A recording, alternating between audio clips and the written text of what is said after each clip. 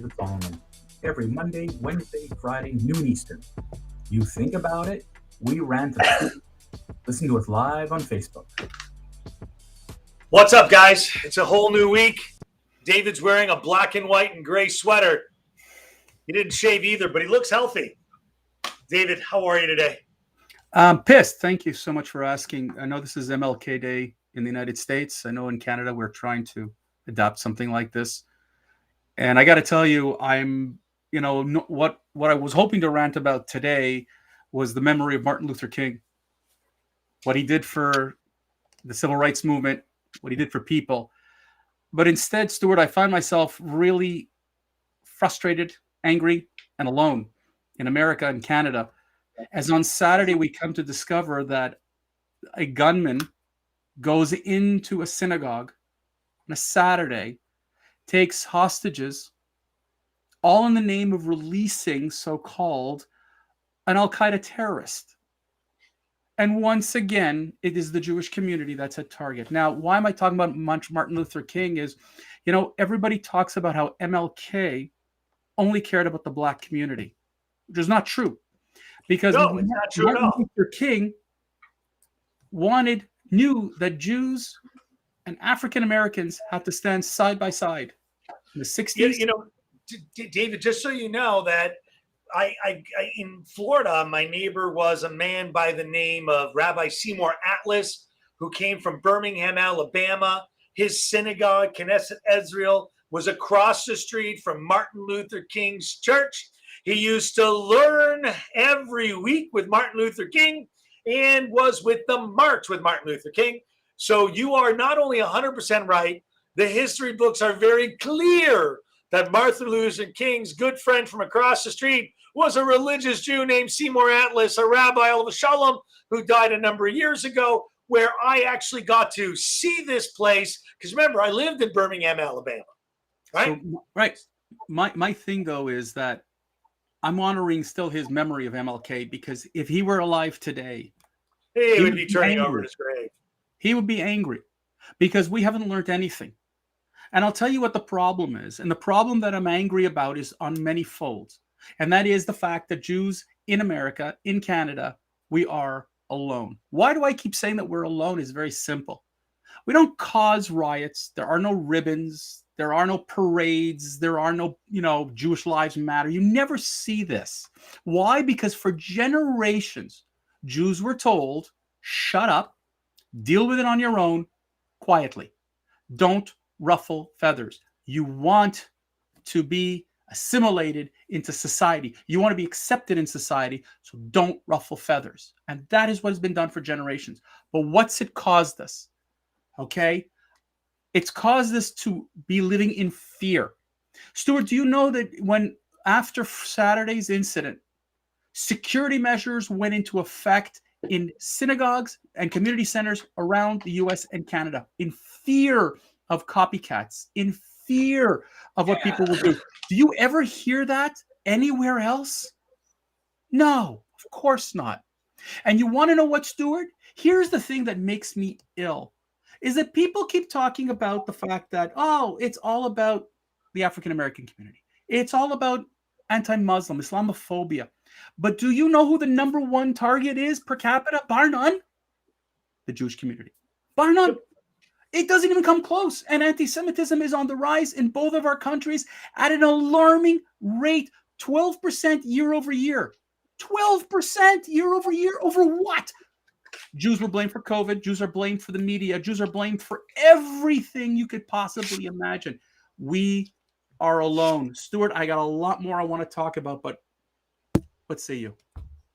Look, I sat on the League of Human Rights with Conrad Black, if you may recall. Yeah. I've been involved at national level at UJC. I've been involved in security programs. And in the United States, David, there are guns, there are rifles, there are all kinds of things in synagogues. And you want to know something? I'm actually looking forward to the day where Dirty Harry comes to town. I'm fed up with this. When you have the FBI who goes around and says, nah, this wasn't an anti-Semitic thing.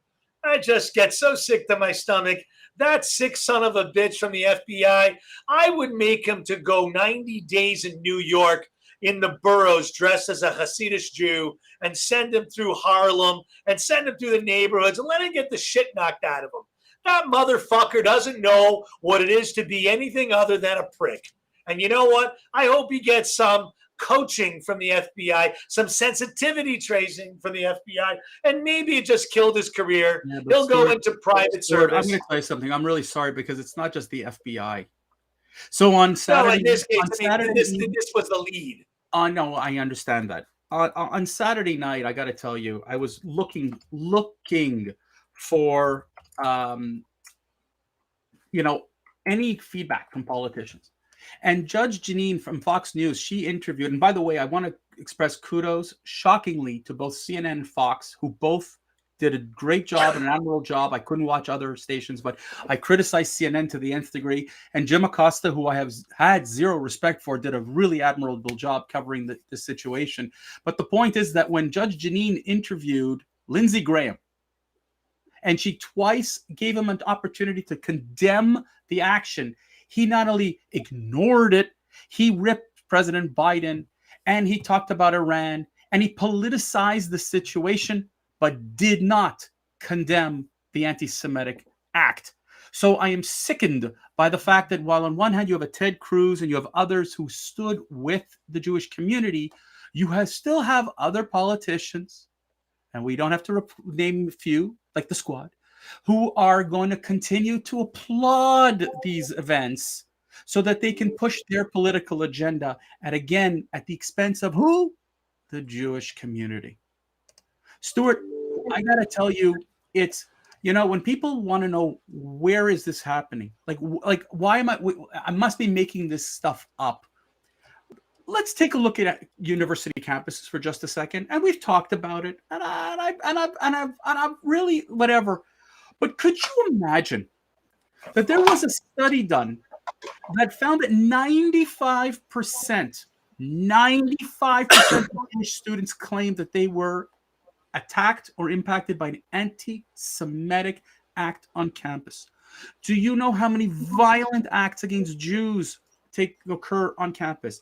How many swastikas are painted on campus, on community centers, on synagogue doors? How many professors will spew anti-Semitism? How universities like Duke University and the University of North Carolina hold on purpose anti-Semitic rallies? You know what? Then you wonder why we're so messed up. Yeah, David, I don't really have much to argue with you, debate with you on this subject, because to be quite honest with you, I am as well sickened. I am as well fed up. And, frankly, I don't know if our rant is going to garner the attention that it possibly should for a Jew-hating motherfucker, because they hate the Jews. Most people that hate the Jews hate the blacks. And you know what? No. But see, that's the excuse we're keep using. It's not. Oh, okay, this is only white supremacists. Okay, it's not. No. Okay, because if you're going to tell me when an Ilhan Omar or a Rashida Tlaib stand up in Congress or tweet anti-Semitic, that's not. No, that's another type of anti-Semitism. No, it's actually no. Enough with trying to create, categories for it. It's, what? It's hatred. It's pure, unadulterated. You don't have categories?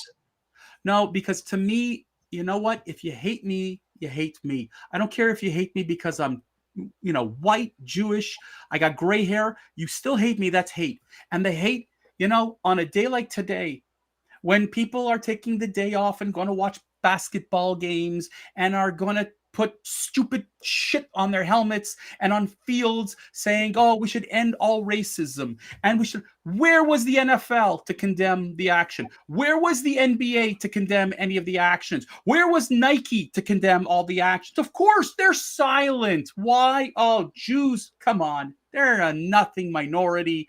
We represent a very small percentage of the population. We're rich. We got big noses. We'll buy anyways. Who cares about the Jew?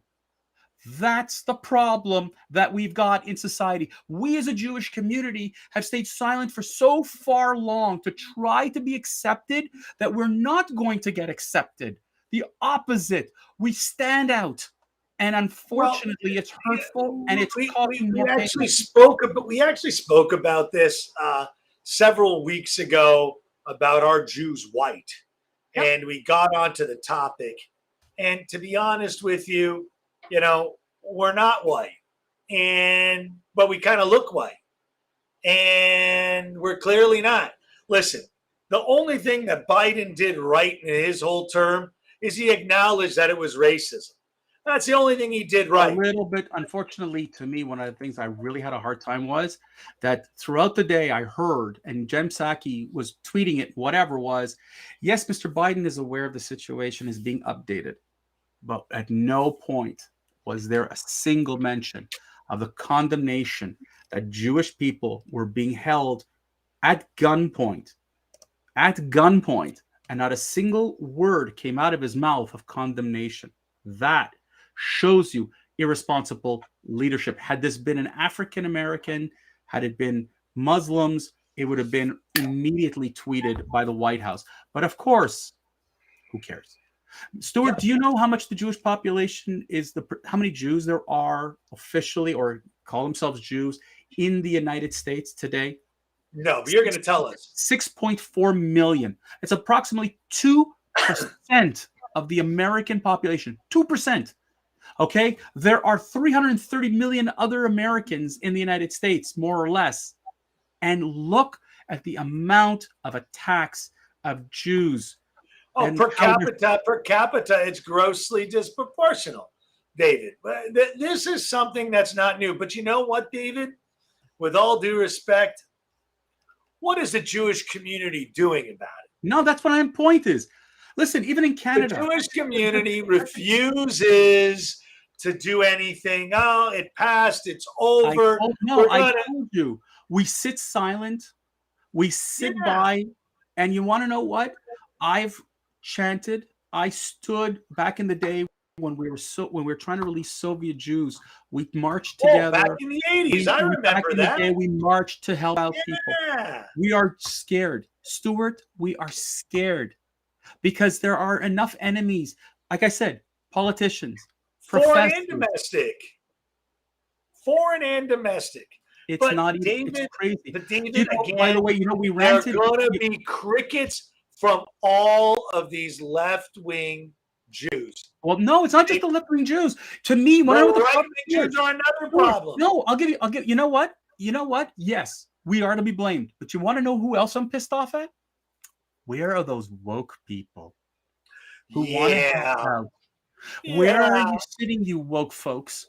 You bloody bastards who sit there and claim that you're here to help man. You want equality. You want to change society. But you notice what you don't want to change? It's your hate and your singling out of the Jews.